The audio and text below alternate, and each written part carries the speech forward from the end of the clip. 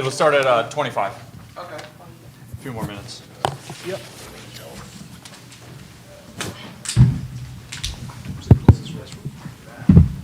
Actually, if you go outside of those doors over there, and then take a right in the men's room.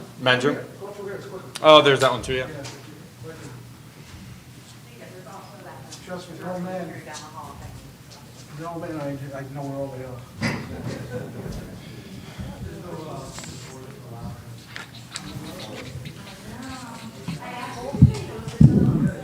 Do you see anything here? What's up? Yeah, I can see. No. It is? Not Yeah, seeing, right? I can see. You're in Zoom? I can But see the participants. Yeah, I Perfect. can see everything. We're good. I'm assuming we'll get more virtual ones now. Yeah.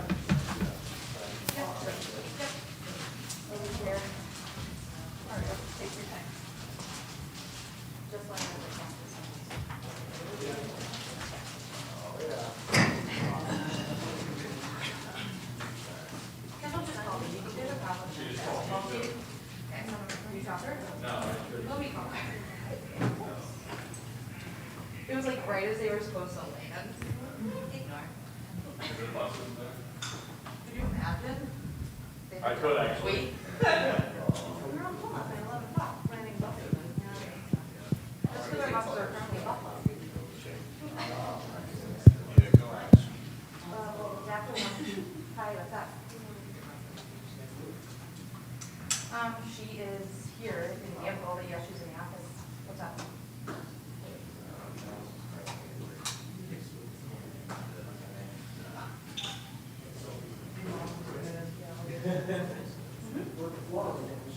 I'm here.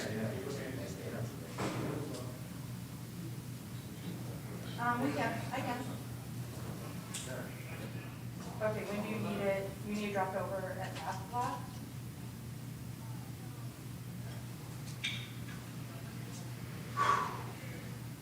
Okay, myself and Rachel are always until about 3 o'clock.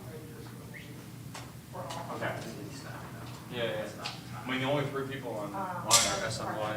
But they've been there all since. the Yeah, they've been start, sitting I there, so guess who knows if they're even there. When they They haven't gotten off. And they haven't waved or they probably logged in. Well, I couldn't see before if they waved or not for When I UConn. saw over there, they were just sitting there. Oh, okay.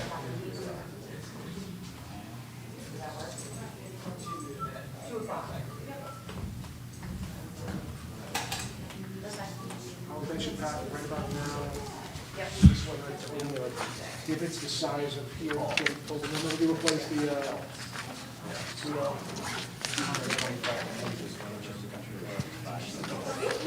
what's the, what?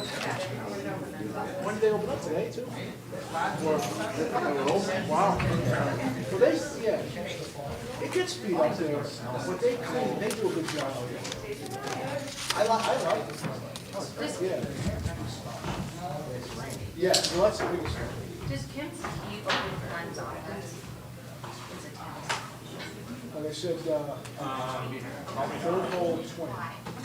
That long bar 5, where it goes like downhill, there's a big tree there. Yeah. You could go there any time of year, it's going to be standing there. Yes, like, you're always gonna be walking here, like, on a beautiful day, you're like, what just happened? When it rained a week. Yes, a week, 2 weeks. Yeah. Some guy, I don't know, man, but he was just, he kept asking me if I was in the office. I was like, is that the press conference? What's it, is he like homeless or something? No, it's like I walked in, he goes, is Pat in there? I was like, what? He said, "That's the press conference." I walked out, he goes, is Pat in there? I goes, no, about the press conference. I'm probably not gonna go back down that. Wake that guy up. Good for the tip. Yeah.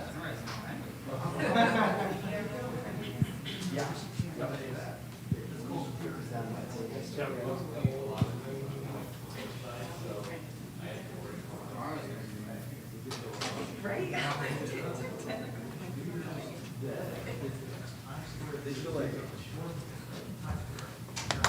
That's your sister.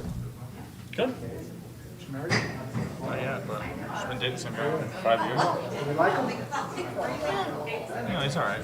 Just go, you better be better. He's getting a little bit better because he didn't really have a job, and now he owns 2 gyms. So we finally, Where are the gyms? they're both in like the other side of Connecticut. Or well, no, one's in Glastonbury, one's on the other side of How do you Connecticut. get involved in that? Like, It was like his brothers are minor league ball players, so it's a big baseball heavy like training gym. Yeah. Yeah.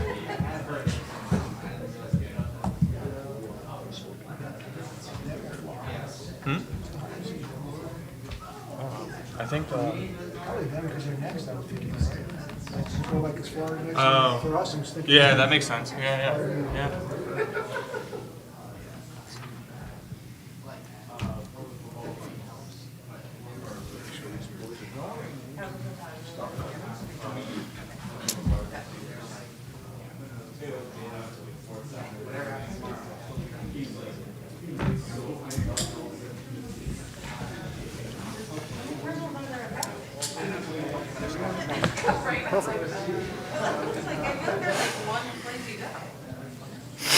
You can just go around the corner to the left.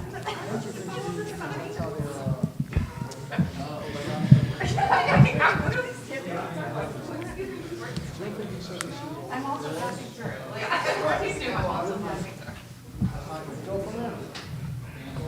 no, it looks like it.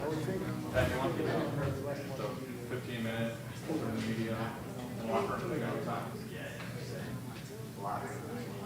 Closed throughout the weekend. Although Pat knows. You already told us. Yeah.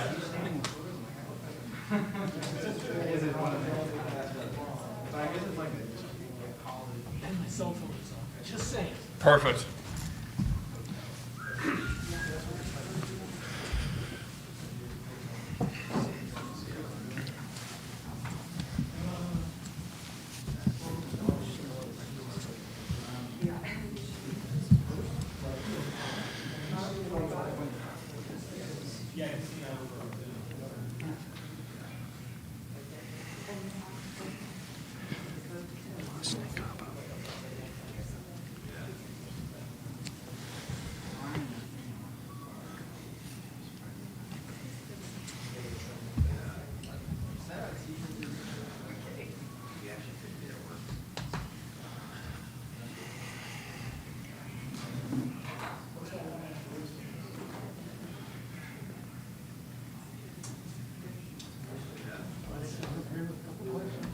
Yeah.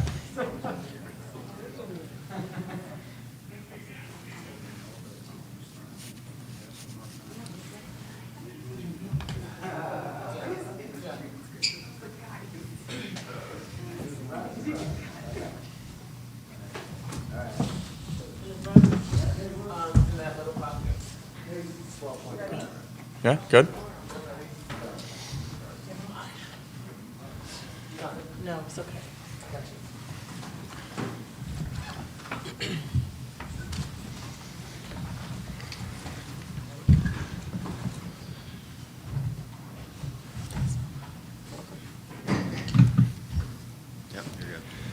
Good afternoon, everyone. Appreciate you all joining the pre-practice press conference for the UCF Knights. Just another reminder, practice will be open to the media for the first 15 minutes. However, locker rooms will be closed throughout the weekend. We will begin with any in-person questions, and if time allows, follow up with any virtual questions. For the in-person folks, please wait until the microphone is handed to you to ask your question. For the virtual folks, please use the hand raise function and wait to be unmuted. Please be sure to state your name and affiliation prior to asking your question. First, we have senior guard Diamond Battles and fifth-year forward Masani Kaba. We'll open things up for questions now. Starting up front. Pat Eaton, Rob with the Associated Press. Welcome back, both of you guys. Nice to see you. Can you just talk about this? This program has grown so much over the time you've been here, getting a better seed each and every year. So can you talk a little bit about the growth under Coach Abe and what it would mean to get a win in the NCAA tournament for the program? Over the years, Abe has definitely grew this program. She's rebuilt UCF. So each year we've gotten better, more wins, getting closer and closer to a championship, and we got that this year. So a win in the NCAA will be huge this year. We're making history this year, so this will definitely be another goal checked off for us to, make history by going to the second round. So with Abe, playing under Abe and under our coaching staff, just getting better each year. So we hope to do that this year. For me, I would say being in the program for 5 years now, she's always been a coach who builds her programs wherever she's at. And, being that this is our 5th year that we won championships, we have that mindset and that goal that we want to make it further past the first round. So we just have to come in tomorrow locked in and follow her game plan, and I'm pretty sure we'll see where the results end up. Jason Beatty, Orlando Sentinel. Now that you've had some time to maybe scout Florida a little bit, what stands out to you about the Gators? I mean, they work hard. They're a very good team. They play well. They're well coached. So we just, have to, like I said, follow Coach Abe's game plan and, trust in her like we've been trusting in her, especially for me for the past 5 years. So that's all it is for me. In the back. Scott Adams, UCF Radio, and maybe more so for you, Moss, but Diamond, this pertains to you. The way that last year finished, and you and Tay Sanders, and obviously Diamond, but you more specifically because you had that additional year, and wanting to come back, and now seeing the fruits of your label, how gratifying has this season been for you personally, and then from a larger scale for this team as a whole? For me personally, it's been, something great. I wanted to come back to win a championship, and that's something that our team did. Everyone was locked in, everyone was focused, everyone wanted the same goals, and we accomplished that. It means a lot to me because last year I felt like it was unfinished business. It was something that we could have had, but, it just didn't end up in our favor last year. But this year, everything's working in our favor. And I can't really speak on the tournament yet because we haven't played in the game, but we're really excited. We're ready to go out there, play together as a team, and see what happens in the end. Up front again. So you guys just traveled over 1,000 miles to play Florida.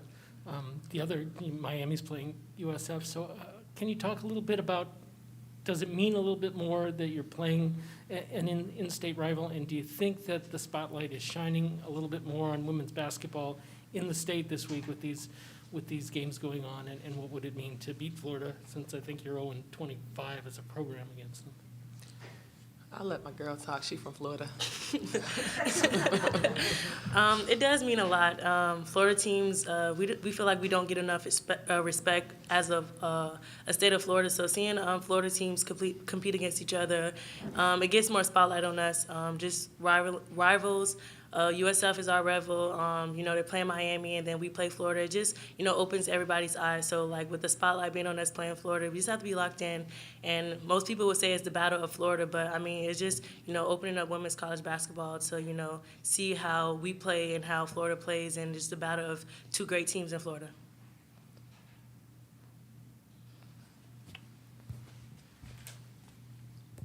Hi, Diamond. I'm Vicki Fulkerson from New London, Connecticut Day. I was wondering what made you stay close to home. You said you're from Florida. What made you stay close to home and be a part of that whole Florida women's college basketball? I really didn't want to go far. I'm a family person, and when Abe and her coaches got to UCF, they were very big on family, and I met KK and Moss, and they were like sisters, and I'm big on my sisterhood because I have all sisters. So just going to UCF and staying close to home, I knew I would have a family that supported me throughout everything, and that's what they've done. So being able to stay home and my family can come to every game, so that's why I chose UCF. Up front again. Pat from the AP again. So if you look behind you, the words March Madness are on the wall. There was a lot of talk last year about the inequities between the men's and women's tournament. What does it mean for you guys first to have that, if anything? And have you noticed any differences this year? Has it been better? Or I know you just got here, so maybe you haven't seen it yet. But what are you looking for? I mean, we just got here, so I don't really know. I haven't really seen anything. We haven't. But from last year to this year, I would say like the name changed for the thing. It's called March Madness for women's and men's now, so it's not just entitled to the men. But other than that, I can't really speak on that because I haven't really seen anything, so I really don't have a comment. Hey, Diamond, under Coach Abe, she's been such a huge role model and advocate for women empowerment.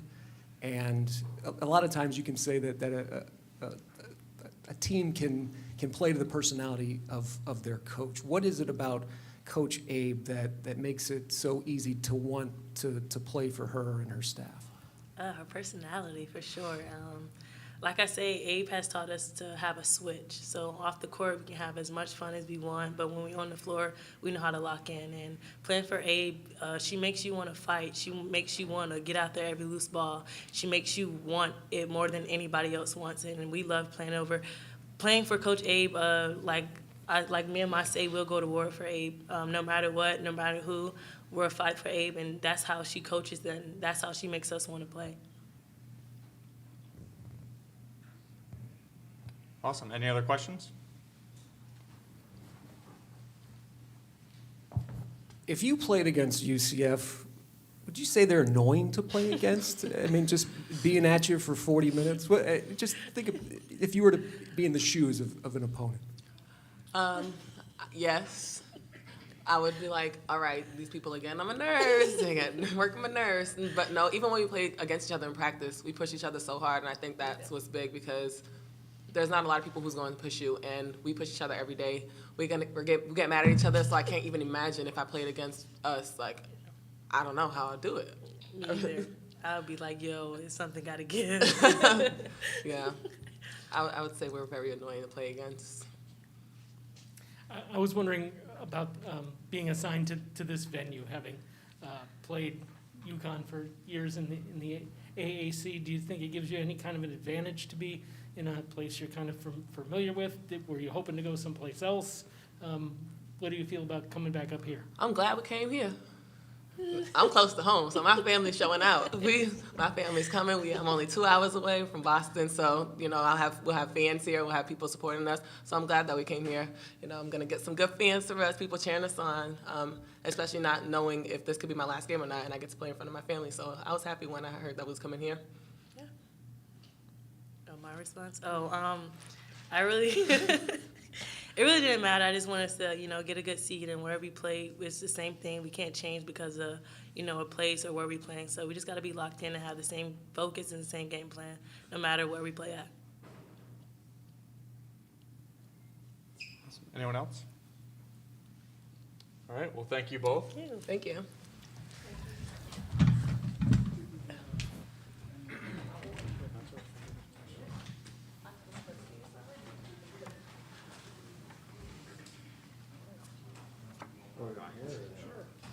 Might as well keep it.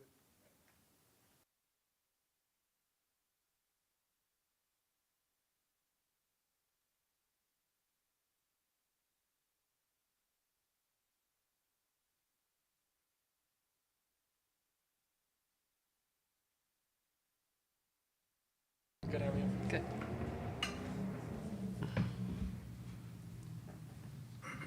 All right. Up next, we'll be hearing from UCF head coach Katie Abrahamson Henderson. Coach, thanks for joining us. Can you get us started with some opening remarks, and then we'll open it up to questions from the media.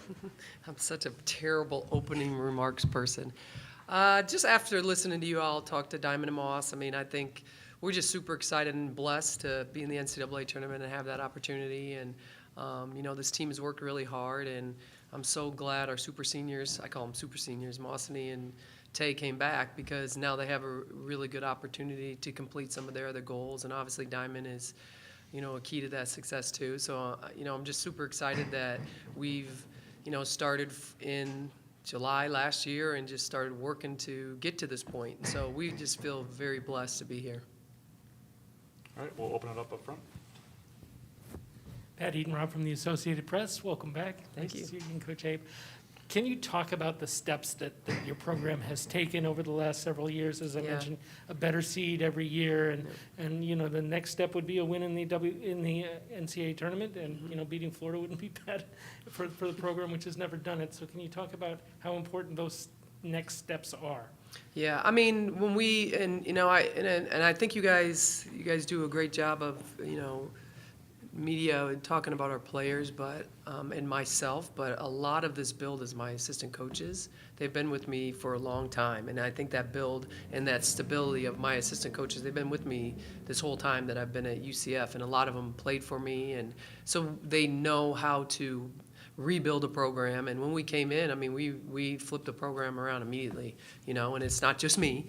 You know, we got blessed to have some really good players that were in our program before we got here, and we just kind of implemented our system. And then we were all over Masani Kaba when we got here. We were trying to get her to come to UCF, and we were recruiting her at Albany. And when she found out that we were coming down here, she's like, absolutely, the sunshine and, you know, everything. So we were blessed to get her. And then obviously we recruited Diamond and Tay. And so, you know, the recruiting part started with our program in the second year, the third year, the fourth year, you know, and so it was just every year we were building on what we really wanted to do. And I feel like we've been a great team the whole time. It's just, you know, the school that we're here at, you know, we could just never get past that in terms of winning a conference regular season championship, you know. So the build has been, I think, one of those, you know, KK's, I don't know what year it was, KK's year, I mean, we ended up in one of those years in second place, and we might have been able to win a conference regular season championship, you know, and that year, we were really good that year. I don't know what year it was. Anybody know what year it was? Huh? Yeah, 18-19, we were really good. And then KK's year, we didn't even get to go to the NCAA tournament, you know, because of COVID. So I feel like the build has been there all along, and we've just been building up. And, you know, now that, you know, we've been blessed to have these super seniors back, and I'm so thankful Mossany and Tay decided to come back. They didn't have to, you know. And then we got Shania Mertens that came from Clemson. She's got a lot of experience behind her belt. That's her super senior year too, you know. So we got some really good super seniors that really want to do a lot of things and accomplish a lot of things. But you know, so the build has been coming, but now that we've got a lot of strength, and, you know, a lot of people ask about our defense. I mean, Mossany knows the defense like better than me. You know, she's been doing it for 5 years, so it's that's really been super helpful. So the build has been coming. We're excited to be here. You know, we just feel really strong as a team right now. Jason Beatty, Orlando Sentinel. Coach, how much have you heard from Mossany this week about, you know, the fact that she's going to have a bunch of friends and family, it sounds like? I haven't really heard from her, but I just know that she's excited to be back up here, you know, and I am too, because, you know, I have Albany fans that are there. I mean, like, everybody wants to get on the pass list from Albany. So, but I know that, you know, her making that move all the way down to Florida, you know, that was a big move for her, leaving her family, because she's a big family person also, you know. So, you know, that just gives Coach Abe, like, excitement, because she's playing in front of her family now. She's dangerous already, but now her family's here, you know. So she's going to play. I don't even have, not that I have to coach Mossany and Diamond or any, you know, of our upperclassmen, but Moss's family's here. Yay, that makes me happy. I have another question about, you mentioned your staff, the fact that they haven't left. What do you think that says about them? I'm sure they've gotten opportunities over the years. Yeah, I mean, it just says that we're doing the right thing, you know, and I'm kind of a different coach. I let my coaches do a lot, and I want them to do a lot. And it's not because I just don't have an ego like that. I just, like, I don't feel like I need to be in control of everything. I know what they're really good at. They are really good at, you know, I'm not going to give you my secrets, but they're all really good at some things, and I know what my weaknesses are. And so I let them, whatever my weaknesses are, I just let them, you know, do whatever they do. And now it's just like, I know if I have to go recruiting, or if I'm not in the gym, I know that, you know, practice is going to be the same, recruiting is going to be the same. I mean, it's just a really good consistency. But more than that, it just really helps our players. It really helps our players, because they know that, you know, we're all in this. It's not just Coach Abe's here for life. It's the assistant coaches got their backs too. I mean, that's that consistency, I think, in a lot of programs that I've been coaching. They lose assistant coaches, and then somebody new comes in, and it kind of changes the dynamics of the team. So I've been blessed to have everybody to stay.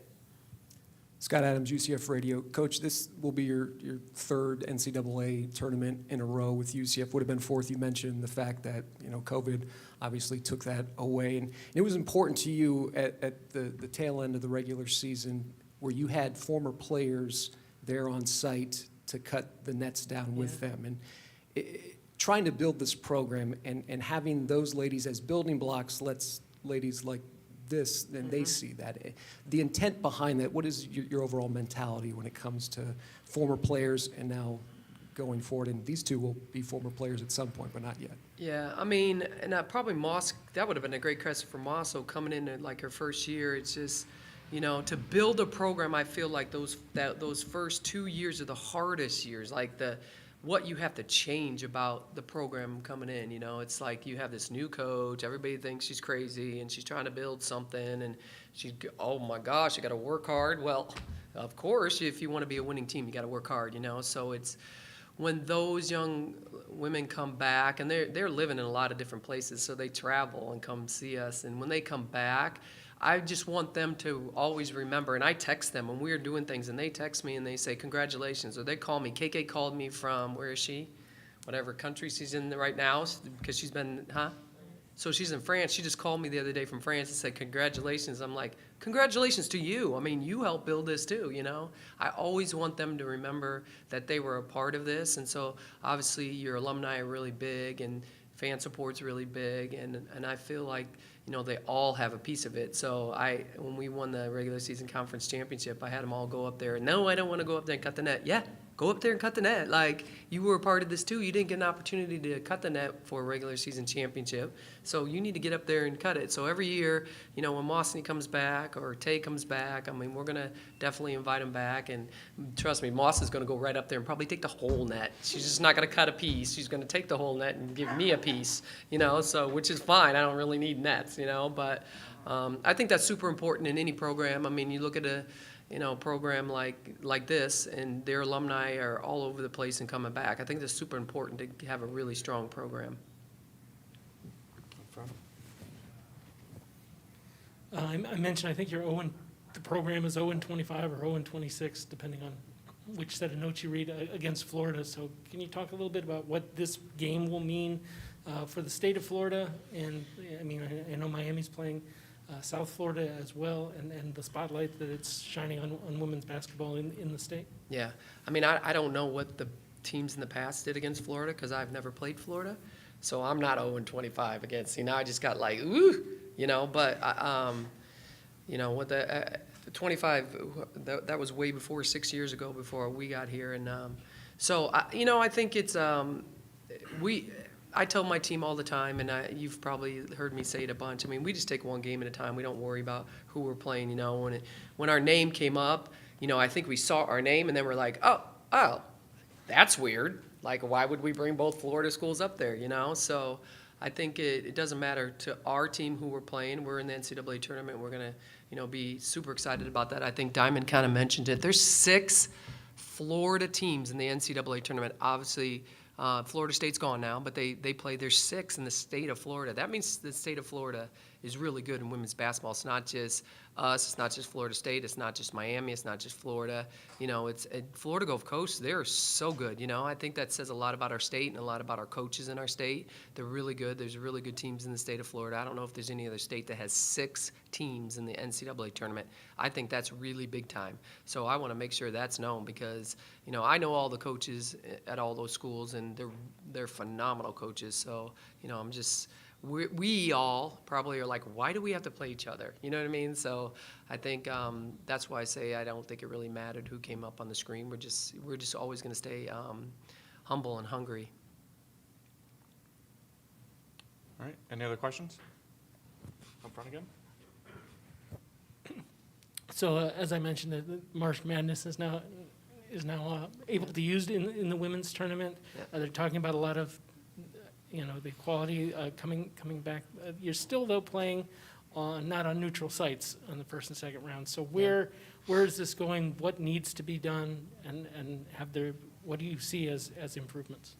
Yeah, I mean, I think we've come a little way. I'm not going to say a long way. I think women's basketball has come a little way, but it needs to go a lot more. I mean, we need to keep stepping up, and we need, you know, all the coaches in women's basketball to constantly push for equality. I mean, that's all we want. We just want to be equal. You know what I mean? We want to be equal to what the men are doing, because we all work really hard. I mean, it's not like men's program works harder than a women's program. I think that's what the push is. We just want equality, and I think the players see it too. You know what I mean? It's not the coaches whining or anything. We just really are all working for equality in the women's game.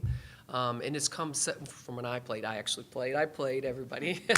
I joke. But when I played, geez, we didn't even have, I'm watching on my phone USF play and cheering for them. And, you know, when I played, that we weren't even on TV, you know. So obviously we've come a little way, but we need to keep building on where we're at now, and that's another reason why I bring alumni back too, because these alumni, they built these programs, you know what I mean? So I think we just need to keep, really pushing forward, and the media really helps us. I mean, thank you for that, and getting us on TV, and writing all the correct things about women in sports. I think that really helps, and we have a lot of advocates. I just talked to C. Vivian Stringer. She called me and was congratulating me, and we were talking about some stuff that that is still not happening, and I said, Coach, it's going to be up to people like you to push that, and she said, absolutely not, Abe. You're the one now. You got to start having a voice. You got to start pushing. And I'm like, yikes! I don't know if I want to do that yet, but it's going to take really strong women in our game, and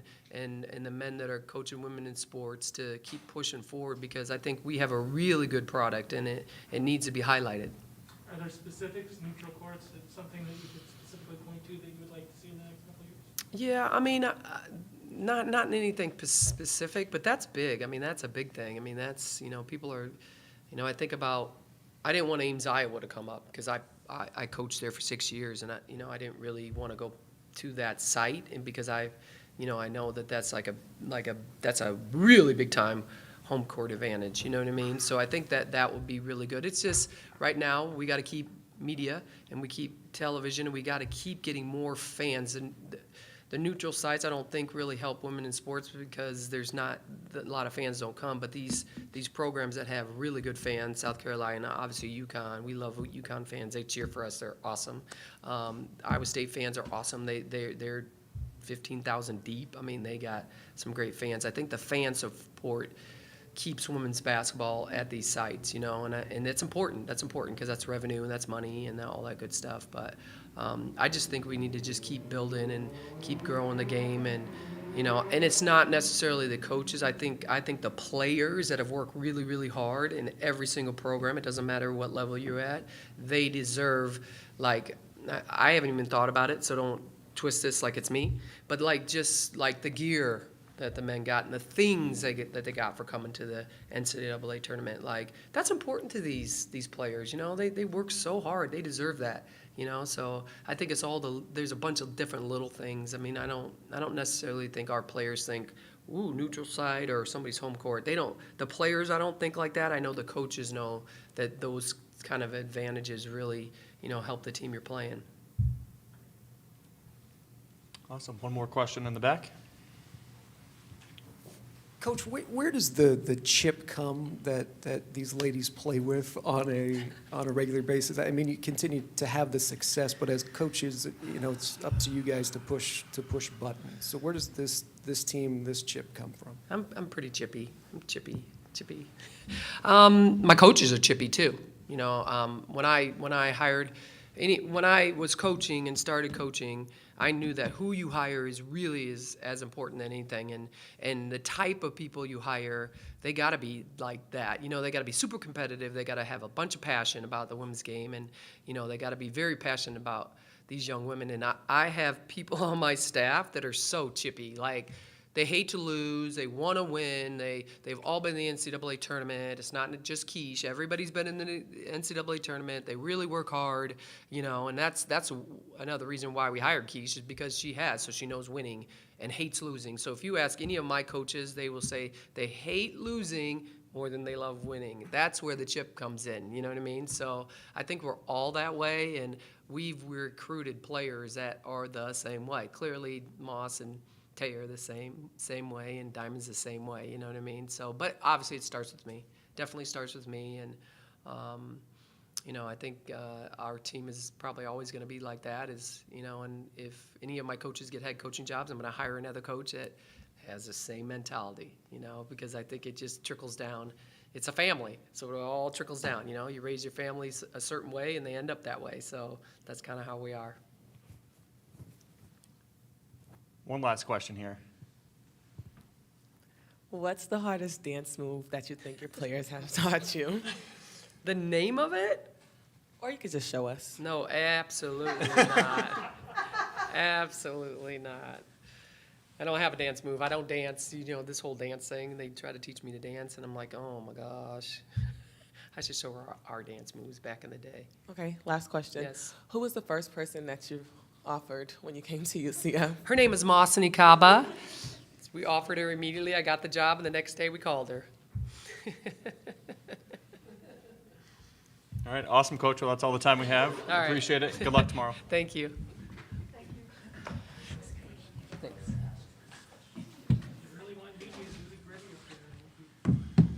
Thank you, sir.